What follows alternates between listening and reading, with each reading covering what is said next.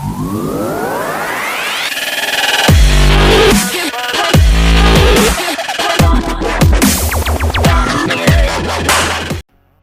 what's going on YouTube? It's Tri-Chimera back with another video. As you see, we're back on Dueling Book today as we're doing a deck profile for you guys. We were challenged this past to do something a little different as far as Chimera, especially post Age of Overlords, and this is what we came up with. We thought Branded was pretty boring. We thought the ruling engine was not the greatest, so we tried to meet you guys in the middle with a Tri-Brigade Chimera build. This is something that was actually tested out before Chimera actually came out. A lot of people were hyped up on it because when it first came out, everybody thought, oh my god, Chimera can immediately go with the Tri-Brigades. But we realized that it's way better with Branded. But this can actually be tutored, tweaked to whatever way you would like to play it. And I think this can possibly topple locals, regionals, etc. But I'm going to talk too much about it. We're going to get right to it. Starting off with the standard Chimera package, we're playing the triple Mirror Sword Knight, the triple Gazelle, the triple Cornfield Coat, our two Big Wing Berfament, and our triple Chimera Fusion. I had no reason to change this at all. This is just for consistency's sake. Only thing I was thinking about possibly changing was the Berfament to maybe one, because there are two cards in this deck that actually make it harder for you to play the game and navigate because it can lock you. Your Bear Broom, which locks you into your Tri-Brigades, and your Berfament, which locks you into fusions. So you gotta be mindful of those two as you play this deck. This is not the easiest deck to pilot. I'm gonna say that first and foremost. But other than that, it's pretty solid. It's still standard combo with the deck. You just maybe add a fusion to it, which I'll show you guys in the combo later on. As why we play the various action of the Abyss. It's one of our dump targets off of our new fusion to Berfament. Simple, easy way to lock your opponent out of playing anything except for darks. Not the strongest, obviously, because there are plenty of dark decks out here, but I thought it would be stronger than our other options, which I'll talk about later on in the deck profile. Now, moving on to the Tri-Brigade part. This is also pretty standard for Tri-Brigade with triple Fractal, triple Kit, 2 Nervall, 2 Karis, triple Tinky, and 1 Revolt. Like I said, consistency. That's the point of the deck here. Usually Fractal plus maybe your Cornfield is full combo. Just the fact that you were able to set up your graveyard with plenty of Tri-Beasts through your Chimera engine as well as your extra Tri-Brigades makes it so much easier and so much freer to play this deck. Because usually the issue I've seen with a lot of these Chimera builds, especially Chimera Branded, etc., they're locked into strictly fusion plays, and if you get deburied like that, you automatically just lose. But with this deck, you have the option to actually pivot into a link-based strategy, and you'll be totally fine. Also love the synergy, like I said, with the new Berfament Fusion, where you actually can dump the kit to then pivot into your Tri-Brigade cards, which, like I said, is pretty amazing for this deck. Let's move into our defenders now. For our hand traps, we're just playing triple Ash, triple DD Crow, triple Infinite Permanence. Like I said, these are my first 9 go-to hand traps in the format. Possibly changes around Tinker D's. Like I said, you don't have to play this exact same way it's built. It's just a rubber draft of what I've actually came up with for the last week or so. They were also playing 2 talents and 1 call by the grave. It's just a way to more so keep our deck consistent and actually play the game and play through disruptions. Call by is just more so for like cards like D-Shifter and stuff. Talents is like if you get drilled on like that, you can still find a way to try to play the game despite that. And then the There Can Only Be One is just great in any Chimera deck. That's why we're playing the 3 of. It's actually pretty dope. Like if your opponent happens to stop you and you still have hand traps plus your There Can Only Be One, you're going to live. Hands down, you're going to live. So as you can see, it's a 44 card main. Like I said, this is just a rough draft. This is why I actually came up with it just, like I said, with tinkering with it just a week. Could be improved on. But moving on to the extra deck. Starting off with the fusions. First and foremost, our brand new fusion, Berfament, the Mythical King, Phantom Beast. If you're not familiar with the card, it just basically allows us to actually use our illusions as fusion material now. And the top fact that it has a little foolish burial effect when it's fusion summoned to dump any of your Tri-Beast. Not Tri-Beast, any of your Beast, Fiend, or Illusion monsters, which in this case you would probably be dumping either a kit or dumping your Abyss. Whatever you may need at that point in time. And then it has a quick effect where we can literally, during opponent's turn, banish from the graveyard and summon out one of your banished Beast, Illusions, or Fiends from your banished pile. But that part really doesn't really come up much until you actually banish off your Chimera, the King of Phantom Beasts.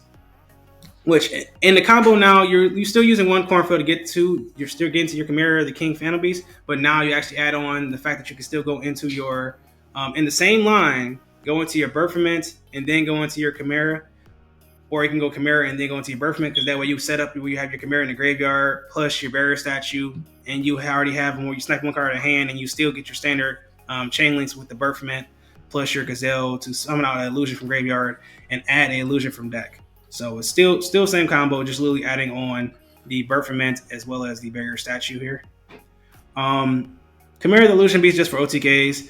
There is a line where you actually can play Tau, the other new support for the deck, where you can actually get four swings off of your Chimera Illusion Beast. But I don't think it's really worth it for this deck right now. Unless you're just basically trying to go for OTK strategy, where you can swing 4 times with your Chimera, the Illusion Beast. But me personally, say it's not worth playing that card just to get an additional swing in for me personally. We're then also playing 2 Guardian Chimeras, because if you end up with like 2 Chimera Fusions, because you're burning your 1 Chimera Fusion from the initial play twice, because you're going into your Berthament, plus you're going into your Chimera, the King Phantom Beast. But if you actually have a second one, you actually still set it up where you can actually set it, still have a Guardian Chimera on your opponent's turn, which is pretty amazing as well. This card comes up a lot more than you would think, especially if you get locked via your there can be one, because it does have sometimes, like I said, this is a very technical deck. You got to be careful with how you play it, and I think your play is through here. But it actually helps you get out of that too. You can just fuse them all the way for Guardian Chimera, and then just really break board from there and draw cards. Madam Reliever, I personally don't feel like it's as strong as it used to be when you're playing the Chimera branded build or the Chimera runic build. Because in this build, it's not strictly based on the fusions. Like I was originally playing the Edgem Chained along with Fright for Patchwork and them, but I just didn't like the brickiness of it. Because if you end up having the Poly in hand or end up having an Edgem in hand or something like that, it just kills the whole engine. And like I said, I was really based on consistency on this one. So it's still cool. It's not as strong as it could be. Like I said, like, you could tinker around with the extra deck for sure. Now moving on to the links. We're playing the 1 Ancient Warrior's Oath Double Dragon Lords. If you ever play Tri-Brigade, this is basically one of the disruptions you can go into by banishing simply 2 Tri-Beasts from graveyard off of a Tri-Brigade effect. Our end board usually ends with Appaloosa plus Revolt plus our standard. Well, now it's about to be standard. Our standard Chimera combo where you actually snipe a card in your opponent's hand, you get an illusion back on board, you get an illusion in hand, and now you add on the Barrier Statue from graveyard, you can summon it back off of our Chimera on your opponent's turn. But this is basically just to set you up where you're safe for the whole entire play before you even go into your full Chimera combo. Cross Sheep is amazing in this deck now. Simple fact that 1 is a beast, so you can easily just summon it off of your Tri-Brigades, and then you slap down a fusion, summon back out another Tri-Brigade that you haven't used for its effective link summon, so you can actually get to that fodder against a Bear Broom, and then you link away the Cross Sheep, the Tri-Brigade Bear Broom, and the other Tri-Brigade you use to go to Appaloosa, and then from there you can really just go for your Chimera play, the rest of your Chimera plays. Like I said, it's a pretty good card in this deck. I want to try it out on the original Chimera branded, but you had no way to fit it in there. Plus, when you always just Berthament, it's hard to get into anything other than that. And then as far as the Tri-Brigade stuff, we're playing double Shrag, because you go through one on your Revolt and you go through one on your actual own turn. If you go Fractal, and then you have Fractal dump all your Tri-Beasts in the graveyard, you have Tri-Beast in hand. Some of that Tri-Beast banish 4 from graveyard to go into Shirag. Link away the Shirag and the Tri-Beast on board, with Tri-Brigade on board to go into your Cross Sheep. Now you get a free search off of your Shirag, which will usually be a DD Crow or something else, but it's something you can go into. It's a possibility to break boards. That's why we have to play the 2. The Rugal is just for us to go to a 1-card Appaloosa. That's why it's here, just banish 3 from graveyard. Like I said, the aforementioned Tri-Brigade, the aforementioned Fractal play, where you can literally dump 3 Tri-Beasts in graveyard, have 1 in hand. You can literally just go into Appaloosa for free with just those 2 cards. Or just that 1 card, rather. Farragut, I shouldn't have to explain Farragut. It's literally just an extender for the deck. I don't usually often go into this one, but it just helps us in case we get to hands where we have like too many normal summons in hand. And then last but not least, the Bear Broom. Pretty amazing card. Like I said, the only issue it has is when you search for your revolt, it automatically locks you into Tri-Brigade for the rest of the turn. So what you usually do in the combo is you would go Bare Boom 1, quick effect, chain your Chimera Fusion to get your last fusion off, and then search your revolt. That's usually what you would do in the circumstances, so you can prevent that. Um, but yeah, I'll show you guys in the combo. Now, moving on quickly into the side deck options. These are just options you can play instead of your barrier statue, but I'm explaining to you as why I don't play the ones that I have down here in the actual main deck. A lot of people were talking about the Protector of the Sanctuary plus the Disturbance Strategy combo, where you just basically FTK your opponent by sniping out their whole entire hand, using Trap Tricks to set up a Disturbance Strategy, and using your Burfman to send a Protector of the Sanctuary. But it requires too much for me personally, and then you're relying on these trap cards to actually get to the Disturbance Strategy, because you also can do trap. You can also do Trap Trick, but it also requires you to play multiples of this card, multiples of the Trap Trick, and then the safest, easiest part out of all of that is literally just dumping the Protector. So I feel like it requires too much setup, but maybe it's something you can possibly experiment with when you know where you're going first, and you can literally just OTK or FTK your opponent by getting rid of their whole entire hand. As long as they don't chain block or anything like that, it's pretty dope. But me personally, it requires too much. This is one that's personally King Frazier's favorite. King Tiger, I think Wangu. That's how you pronounce his name. I usually call him just Wagyu. But this one is more so something you can tinker around with. But the thing is, it's not the greatest card when you're going against decks with attacks that are 1400 or higher, well, 1500 or higher rather. You think about Sprite, stuff like that, this card is pretty amazing. You think about Pearly, this card is pretty amazing.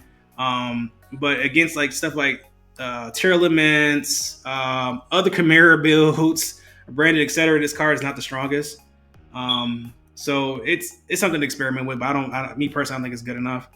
Now this one, the Anubis is my personal favorite for this deck. The only reason I didn't play it in this build is because I would rather play it in the Chimera branded build, because this just kills half your deck if you play this card. Like literally, it kills half your deck if you play this card. You can't play this card and play this. It's basically Abyss Dweller. So if you're playing the Chimera branded build, play this one. But in this version right here, no, you can't play it at all. I'm sorry.